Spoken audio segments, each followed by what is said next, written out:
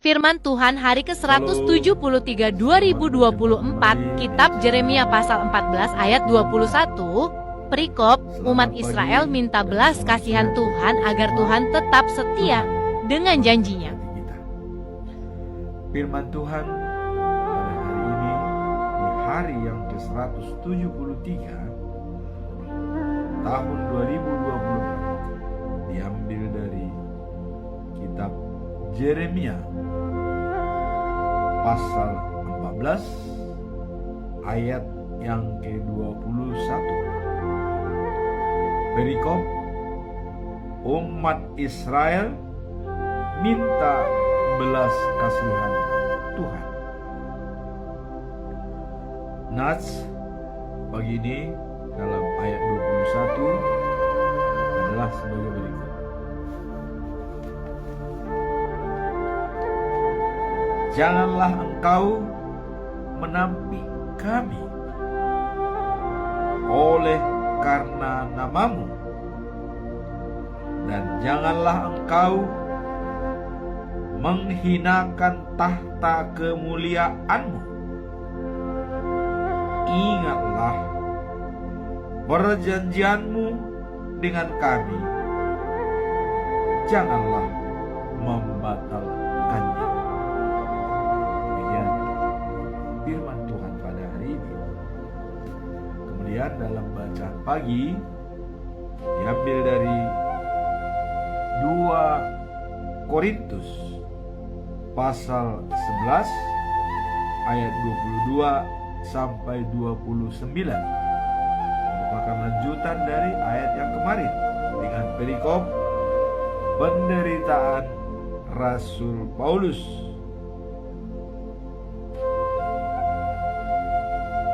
Sebagai rasul, ini penderitaan Paulus sebagai rasul. Bacaan malam Matius pasal yang ke-12 ayat 22 sampai 32. Yesus dan Beelzebub. Yesus dan Beelzebub. Kemudian kita masuk dalam perikop pertama, yaitu umat Israel minta belas kasihan Tuhan. Mengapa umat Israel minta belas kasihan dari Tuhan? Boleh kita sampaikan karena kesadaran mereka akan ketergantungan dan kebutuhan akan kasih dan rahmat-Nya yang tidak terbatas. Jadi karena kesadaran mereka akan ketergantungan dan kebutuhan, ya, dengan kebutuhan akan kasih dan rahmat dari Tuhan dan tidak terbatas. Kita lihat dalam Kejadian pasal 32 ayat 9 sampai 10, ya. Ini pada waktu masa Yakub, ya.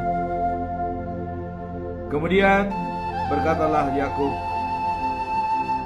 "Ya Allah nenek Abraham dan Allah ayahku Ishak, ya Tuhan,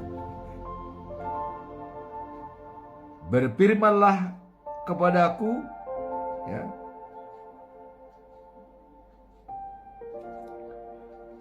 pulanglah ke negerimu serta kepada sanak saudaramu, dan aku akan membuat baik kepadamu." Nah, ini, ya, waktu Yakub meminta kepada Tuhan Dan Tuhan berfirman kepadanya, ya. Tuhan berfirman kepadanya dan mengatakan, pulanglah ke negerimu serta kepada sanak saudaramu, dan aku akan membuat baik kepadamu. Nah, jadi inilah yang dijanjikan oleh Tuhan kepada Yakub, pulang.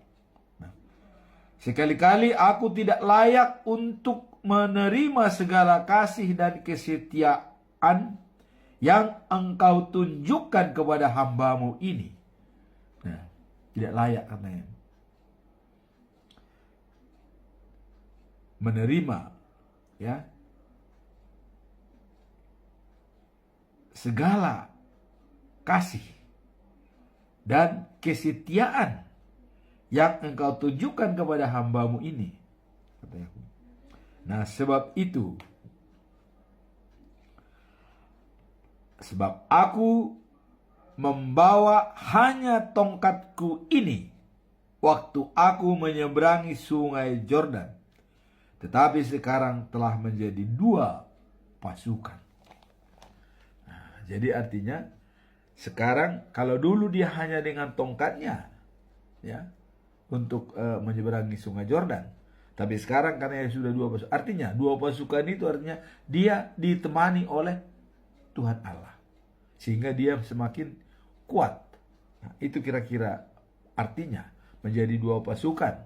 Artinya di samping tongkat juga Tuhan memelihara dia dalam perjalanan. Karena Tuhan tadi mengatakan, ya, pulanglah ke negerimu serta kepada sanak saudaramu, dan aku akan membuat baik kepadamu. Ini kita ingat nih waktu Yakub mau menemui Esau, ya, untuk pulang. Karena sebelumnya ada kita dengar sejarah bahwa dia bertentangan dengan Esau karena hak kesulungan. Tetapi Yakub tetap berdoa dan kepada Tuhan. Dan dia menyiapkan segalanya untuk dipersembahkan kepada Esau. Nah, makanya Tuhan mengatakan, pulanglah kepada saudaramu. Nah, kemudian kalau kita lihat dalam perikop ini, ya, Yeremia, ya, komunikasi dengan Tuhan, ya, dan Yeremia berkata, ya, Tuhan, sudahlah, apakah Yehuda tetap kau tolak sama sekali, dan penduduk Sion kau benci? Ini ungkapan hati nurani daripada Yeremia dalam perikop ini, ya. Kalau umat Israel minta belas kasihan Tuhan, jadi Yeremia menyampaikan ungkapan isi hatinya. Tuhan, sudahkah Yehuda kau tolak sama sekali? Ini ungkapan daripada Yeremia. Dan penduduk Sion kau benci? Nah, mengapa begitu kasar kau pukul kami, sehingga kami tak dapat sembuh lagi? Ini Yeremia ini sangat berpengalaman dengan Tuhan, ya. Dengan adanya penolakan daripada bangsa Israel, ya, terhadap pesan-pesan moral dari Tuhan. Nah, sehingga Yeremia di sini menyampaikan permohonannya dan menyampaikan isi hatinya, ungkapan isi hatinya. Ya, kita tahu yang ditolak oleh bangsa Israel waktu Yeremia dipesanggul itu adalah Zedekia. Berapa kali kita bilang Zedekia, ya, sampai dia mati dan keluarganya, anak-anaknya mati semua, dibunuh oleh Raja Babel, ya, di Nah, maka Yeremia di sini mengatakan, ya, mengapa begitu keras kau pukul kami sehingga kami tak dapat sembuh lagi? Tuh.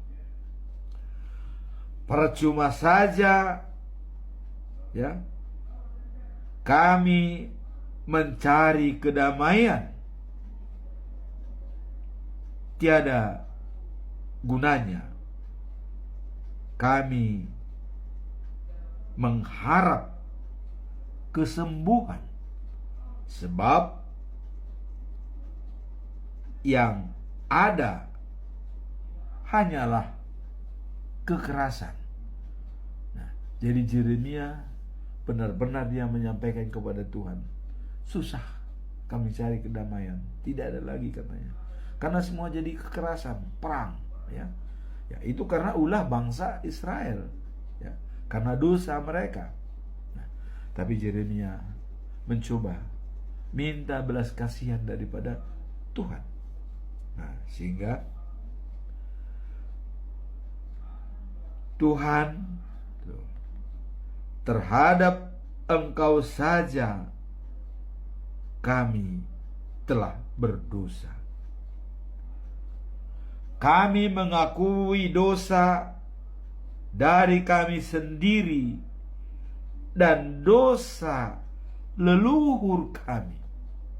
Nah, jadi Yeremia itu menyadari, kami mengakui dosa-dosa kami dan juga dosa leluhur kami. Ampunilah Tuhan, kira-kira begitu ini ya pesannya. Nah, sehingga dengan demikian, ya, maka ayat daripada hari ini adalah merupakan ungkapan daripada Yeremia. Dikatakan, ingatlah akan janjimu. Nah, jadi janjinya tadi bahwa ya baik kepada Yakub, Tuhan Allah sudah mengatakan, pulanglah ke negerimu, akan berbaik dengan saudaramu, ya. Itu sudah dikatakan oleh Tuhan. Nah, sekarang Yeremia menagih dalam ayat hari ini, ingatlah akan janjimu, janganlah kami kau hinakan, perjanjian dengan kami janganlah kau batalkan. Artinya dengan banyaknya tantangan, banyaknya kekerasan, banyaknya murka Allah kepada bangsa Israel, Yeremia mengatakan, jangan kau batalkan Tuhan perjanjianmu dengan kami sebagai bangsa pilihan, bangsa yang kau sayangi. Dan kalau kita lihat, waktu selesai dari pembuangan Babel, Israel dipulihkan. Tuhan mengatakan, ya, dengan memulihkan Israel, mengembalikan mereka semua dari Babel, satu pun tidak ada yang tinggal. Apa rencana Tuhan? Supaya bangsa Israel ditugaskan untuk menyampaikan berita baik dari Allah, firman Tuhan ke seluruh dunia. Jadi Israel lah sebagai pusat sentral dari penyebaran firman Tuhan di segala penjuru dunia. Itulah rencana Tuhan. Maka di sini dikatakan oleh Yeremia, ya, janganlah kau batalkan perjanjian dengan kami. Jadi perjanjian Tuhan dengan bangsa Israel sudah, jangan dibatalkan Tuhan. Lanjutkanlah, kira-kira begitu. Nah, Yerusalem, tempat tahtamu yang mulia, jangan kau hina. Nah, dalam Mazmur kita tahu bahwa Tuhan mengatakan, Sion adalah tempat tinggalku selama-lamanya.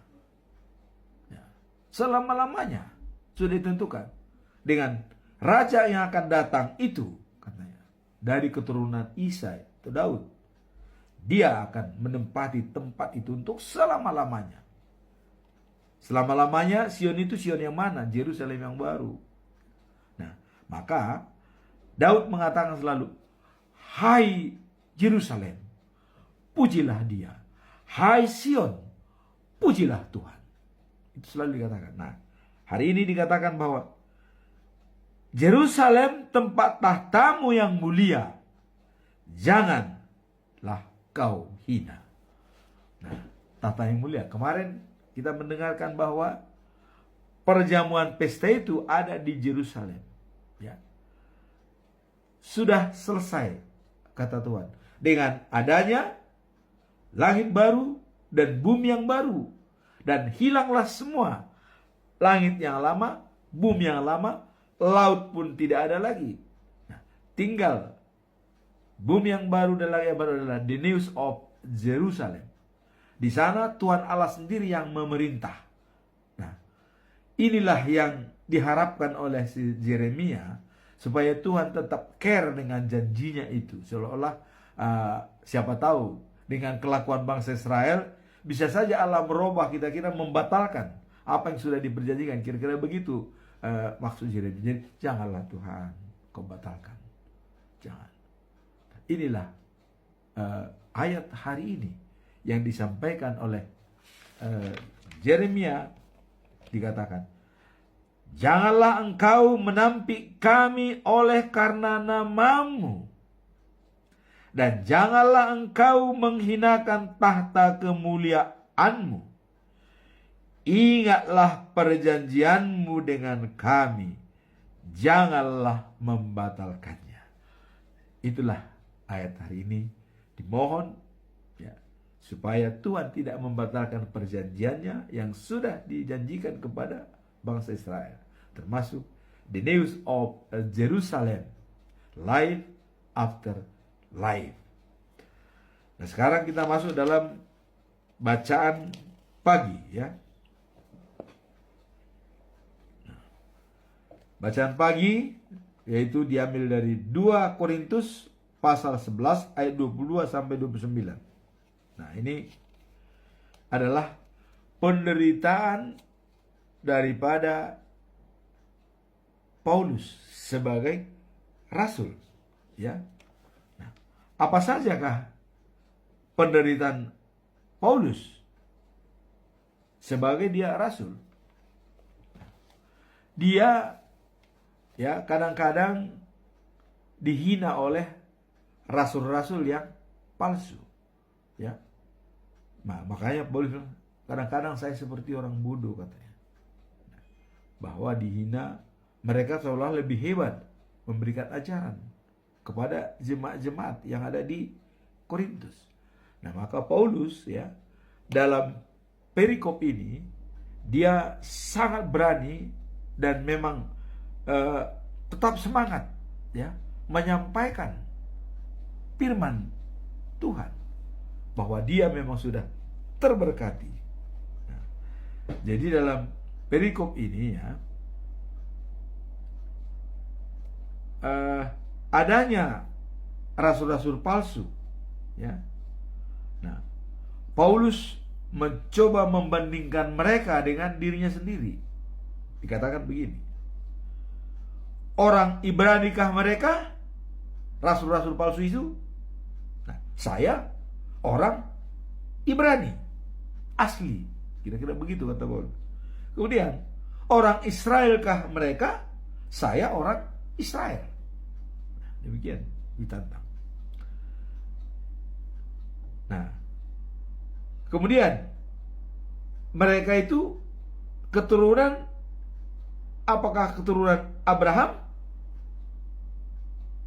Saya adalah sebagai keturunan Abraham.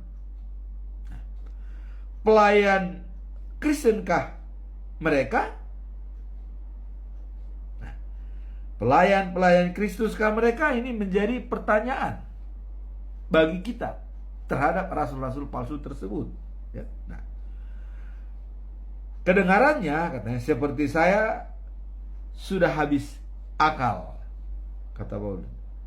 Nah, tetapi selama pelayan yang lebih dari mereka semuanya. Jadi saya ya seseorang yang pelayan yang lebih dari mereka semuanya. Apa kelebihan Paulus? Jadi Paulus menyampaikan kelebihannya dari mereka, ya. Orang-orang Farisi, ya, orang-orang guru-guru agama itu. Karena tadinya kan Paulus kan sama-sama dengan mereka membenci orang Kristen. Tapi sekarang Paulus kan berbalik, kalau dalam istilahnya murtad katanya kan, atau mualaf ya, kembali. Nah, dia tidak lagi bersama mereka. Maka orang-orang Farisi itu agak sedikit ya seolah-olah mereka yang paling benar. Nah, jadi membandingkan apa saja yang dilakukan oleh Paulus. Nah, Orang Ibrani ke mereka, saya orang Ibrani. Orang Israel ke mereka, saya orang Israel. Keturunan Abraham ke mereka, saya keturunan Abraham sebagai pelayan Kristus. Nah sekarang mereka, apakah pelayan-pelayan Kristus? Mengenal juga kagak dia Kristus, kok bisa jadi memberikan ajaran-ajaran yang itu? Dia tidak kenal dengan Kristus. Nah, mereka menyalibkan Yesus, tapi mereka kok mau mencontoh-contoh seperti ajaran Yesus? Ajaran mana? Nah ini rasul-rasul palsu itu yang dikatakan oleh Paulus. Nah kemudian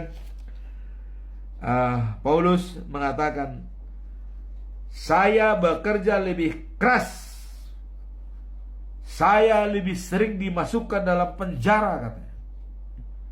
Bagaimana dengan mereka? Saya sudah alami masuk penjara, ya. Nah, saya lebih banyak disiksa dan sering kali hampir mati. Kita dengar waktu dia bersama dengan Epaphroditus, ya kan, yang dikirim oleh jemaat yang ada di Filipi membantu Paulus, ya. Mereka sakit, Epaphroditus sakit, tapi dikirim oleh membantu Paulus, tapi mereka hampir mati, sakit. Nah, di sini dikatakan, saya lebih banyak disiksa dan sering hampir mati. 5 kali saya disiksa orang Yahudi, katanya, dengan pukulan cambuk. 5 kali dengan pukulan cambuk. Bahkan 39 kali dirinya dengan pukulan cambuk. Coba, 39 kali dicambuk. Kemudian dicambuk orang-orang Roma.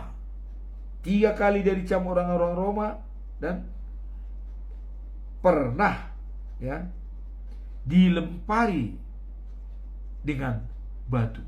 Coba, dicambuk, dilempari dengan batu. Bukannya orang Yahudi saja, orang Roma pun ikut, ya. Kemudian dikatakan 3 kali saya mengalami karam kapal. Jadi kapalnya pun pernah karam di laut yang ini dalam.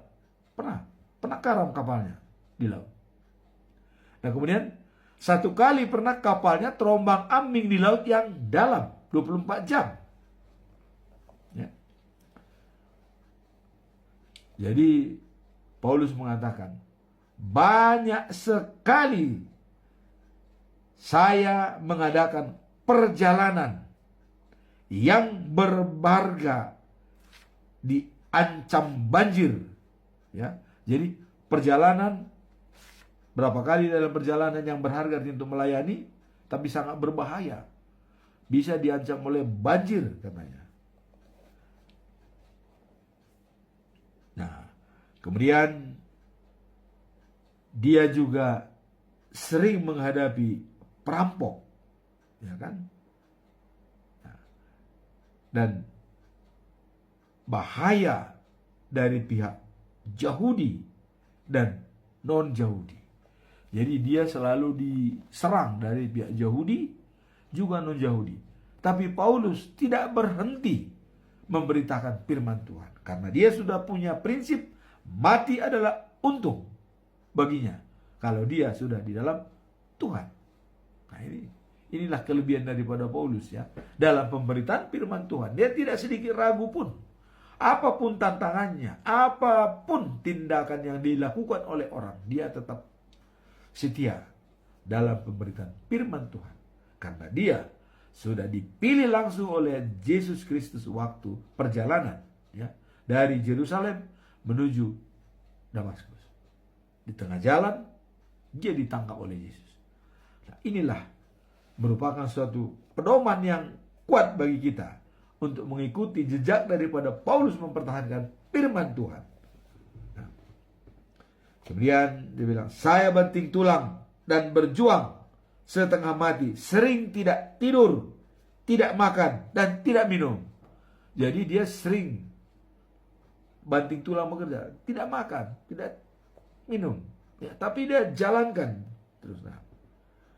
Nah kemudian, dan banyak terlambat karena lapar. Jadi pekerjaan dia banyak terlambat di jalan karena dia lapar.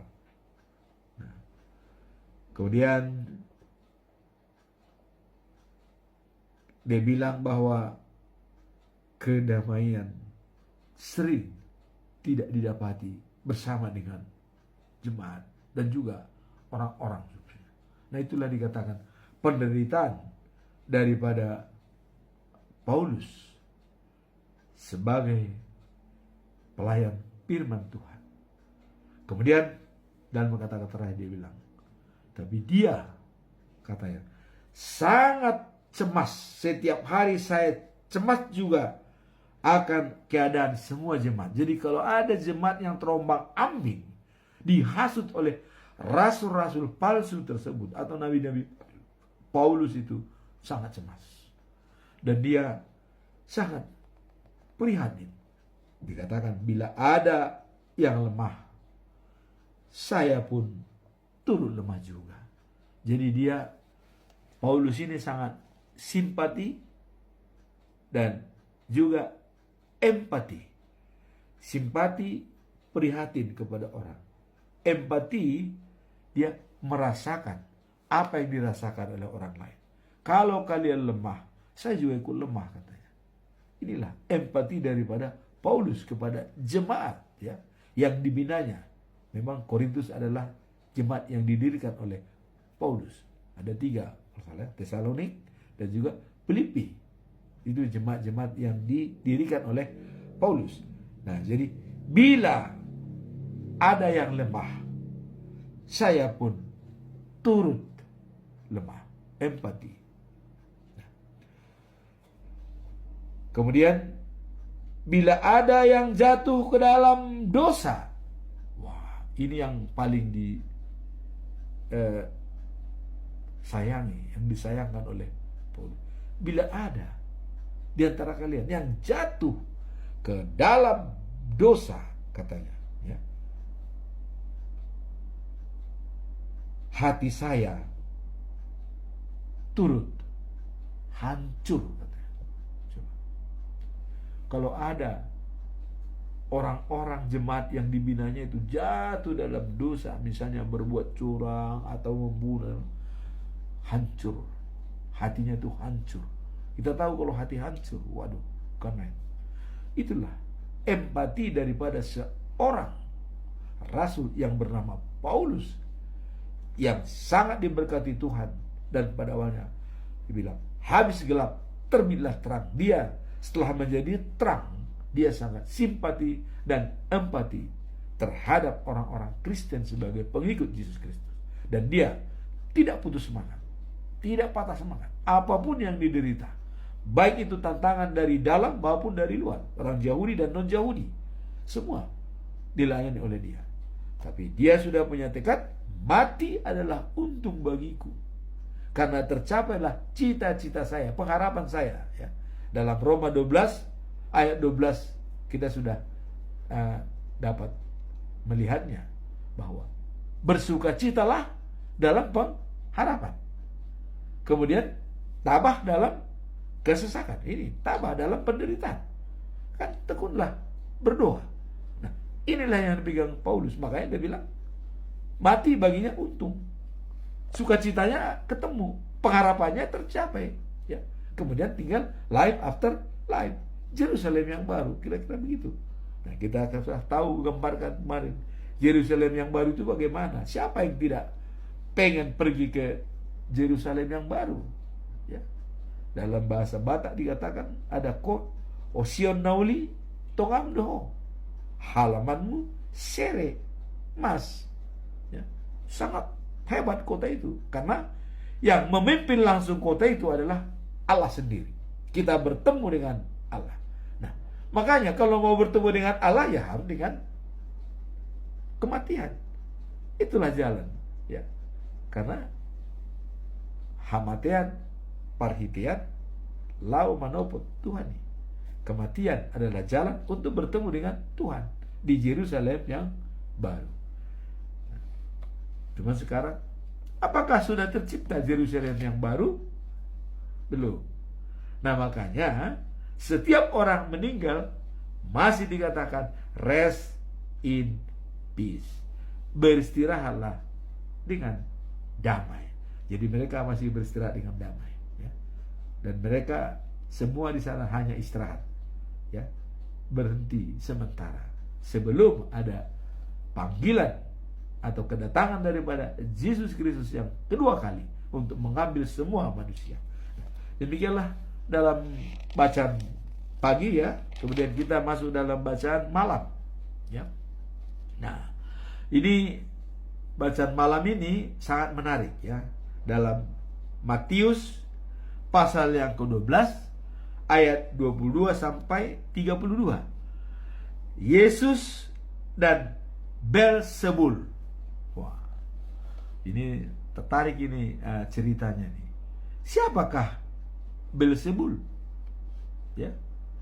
Nah, Belzebul adalah salah satu penguasa setan yang seringkali dikaitkan dengan kekuatan jahat dan pemimpin setan di dalam ajaran kitab suci. Jadi Belzebul itu adalah sebagai rajanya setan, pemimpin setan, ya. Dan kalau ada kekuatan-kekuatan jahat itu, Belzebul lah orangnya. Maka dikatakan kalau sudah orang kemasukan roh jahat, kemasukan setan, itu pasti dari Belzebul. Makanya dikatakan oleh perikop ini bahwa Belzebul adalah seorang penguasa setan. Nah, sekarang bagaimana hubungannya dengan Yesus? Dikaitkan dengan Belzebul, ya. Nah, jadi dalam Matius pasal 12 ayat 24 itu dikatakan begini, ya.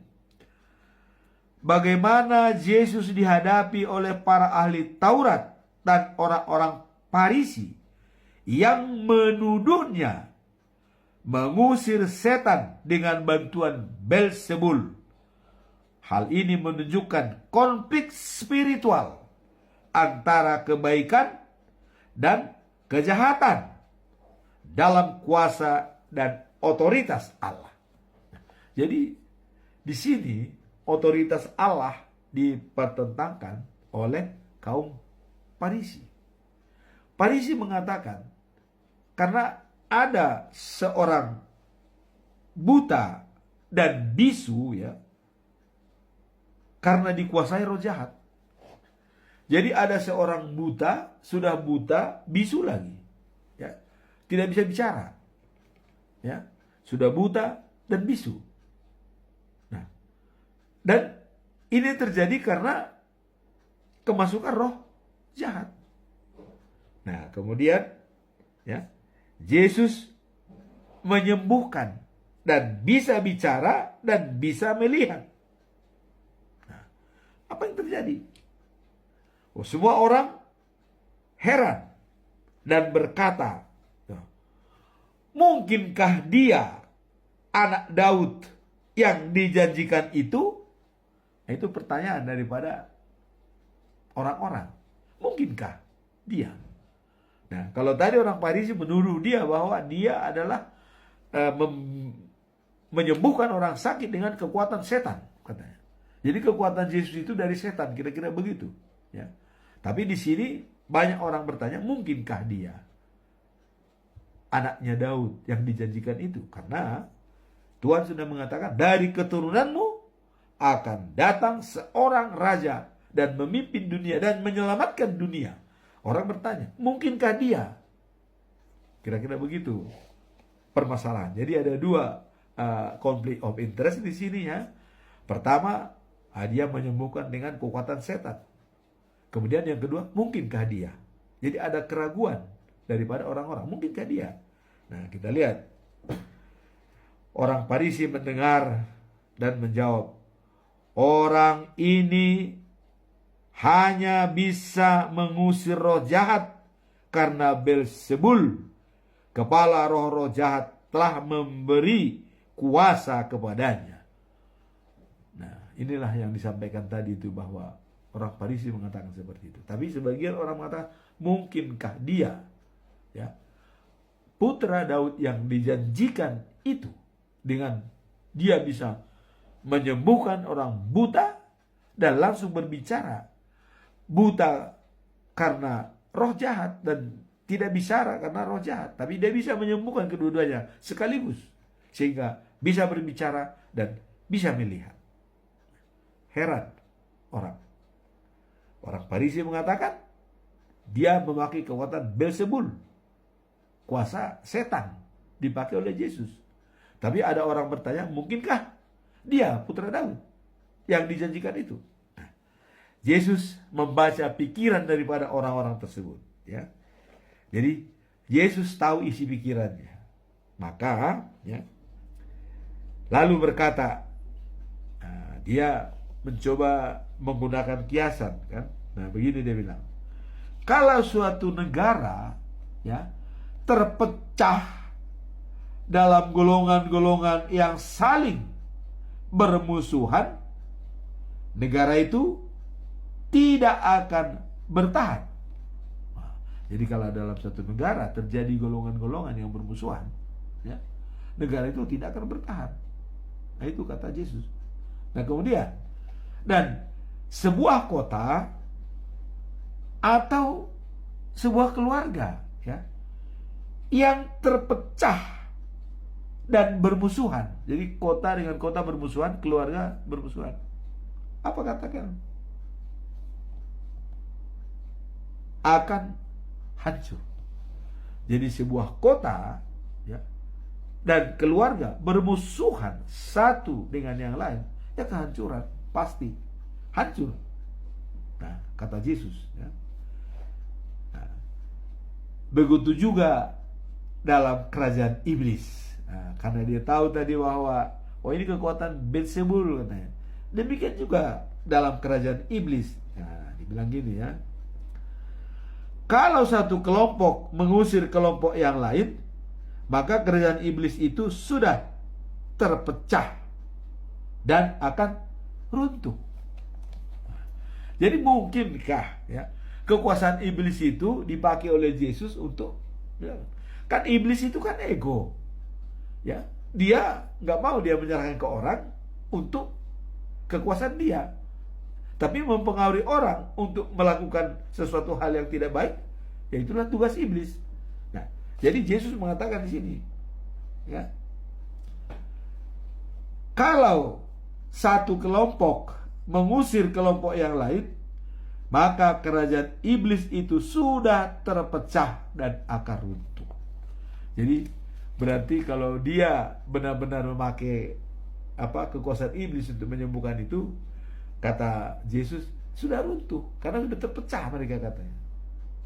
Ini mengantisipasi pikiran daripada orang Farisi. Nah, kemudian dia menguatkan orang-orang tadinya yang ragu, dia menguatkan nih, ya. Dikatakan begini, kalian berkata bahwa aku mengusir roh jahat karena kuasa Beelzebul. Nah, dia udah bilang itu, ya, karena kuasa Beelzebul. Sekarang, nah kalau begitu,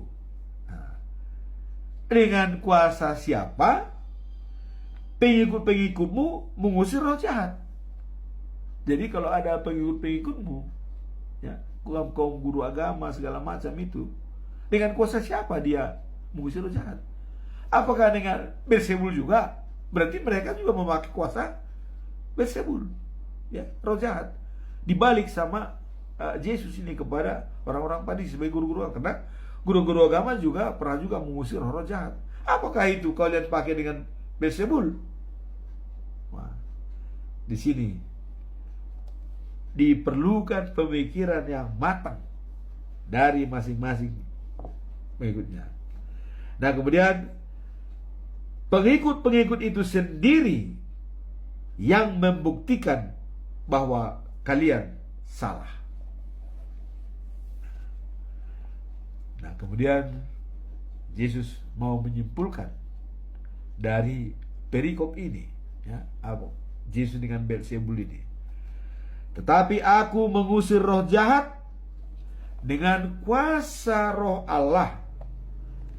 Dan itu berarti bahwa Allah sudah mulai memerintah di tengah-tengah kalian.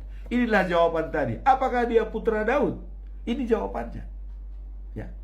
Karena dia bilang, saya mengusir roh jahat dengan kuasa roh Allah. Berarti roh Allah sudah ada di tengah-tengahmu.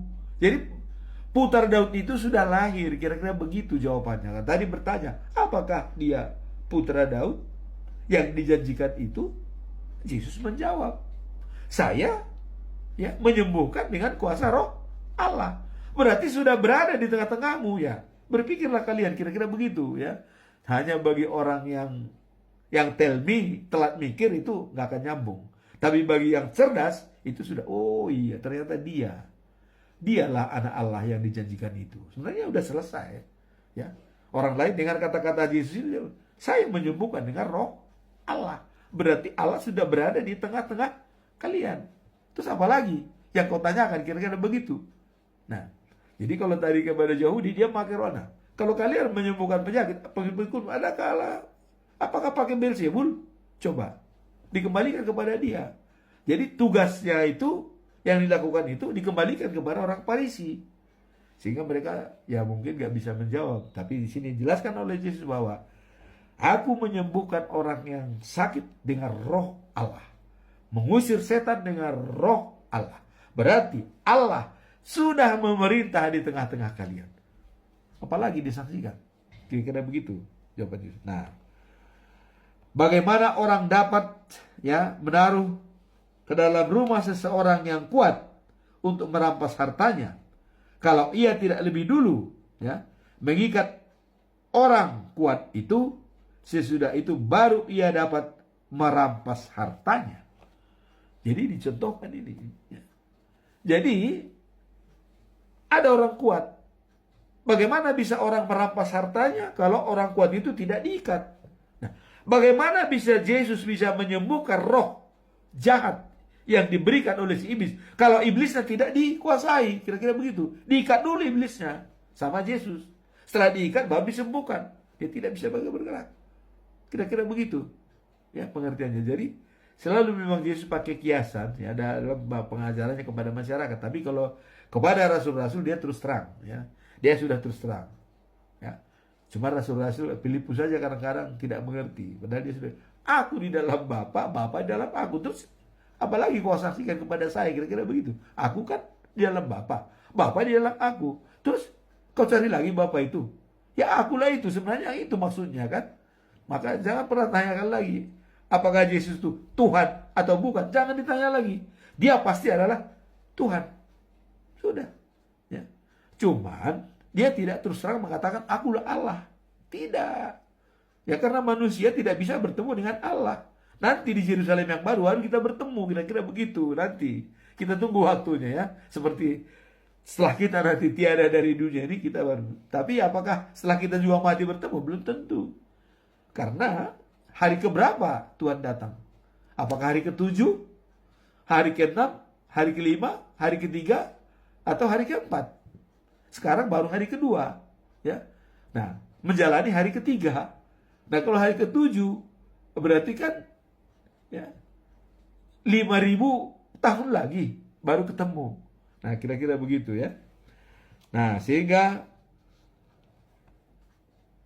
bagaimana orang dapat masuk ke dalam rumah katanya tadi, kalau tidak diikat yang itu ya. Jadi Yesus sudah mengikat iblis itu baru dia menyembuhkan orang. Nah, jadi orang yang tidak memihak aku,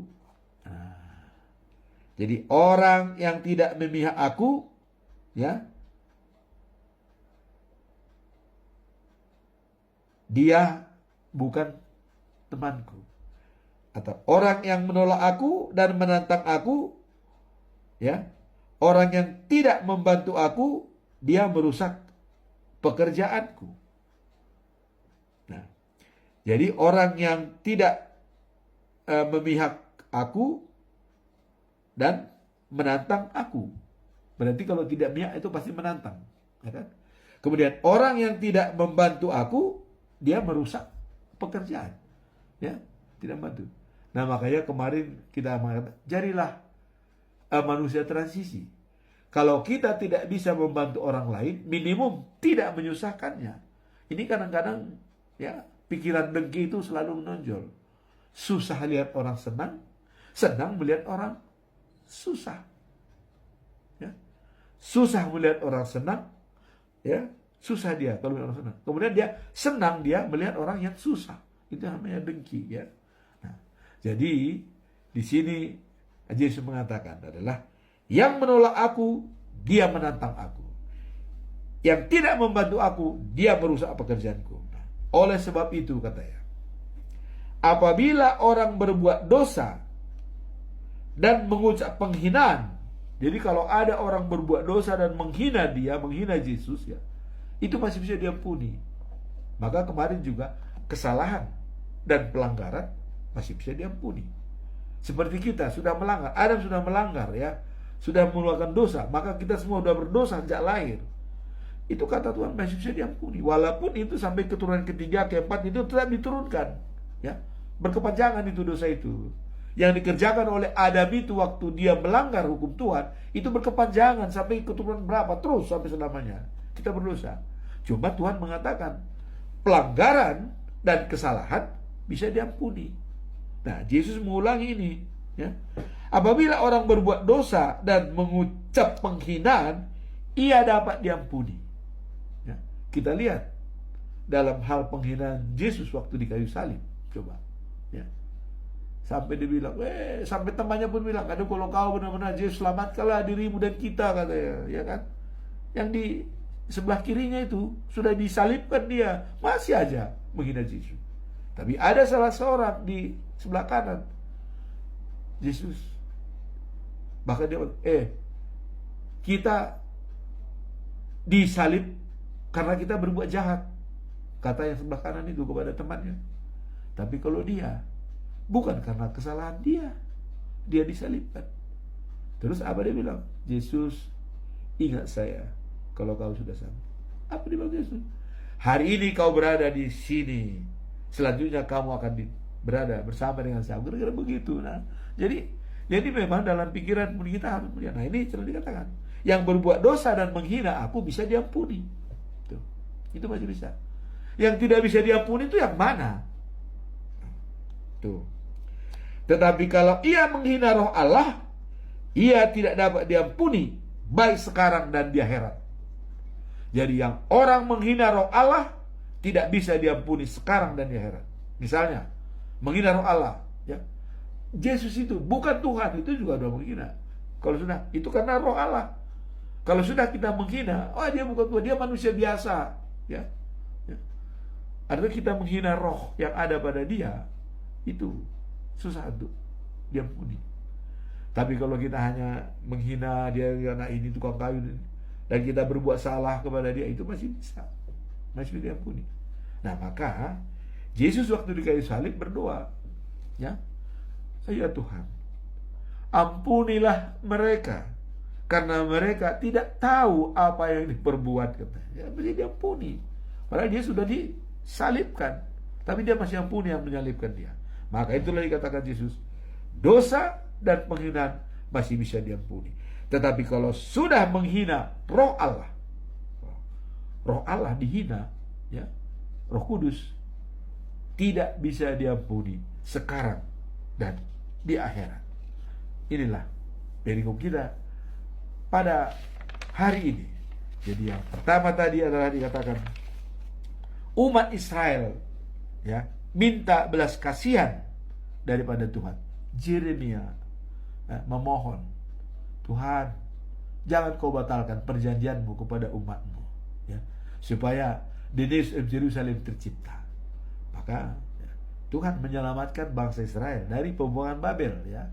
Satu pun tidak boleh tinggal. Mereka akan kukuatkan supaya mereka bisa menjadi pusat senter pekabaran firman Tuhan dari Yerusalem, dari Israel ke seluruh ujung bumi. Itu kata Tuhan. Dan itu rencana Tuhan. Dan itu sudah tercipta, ya.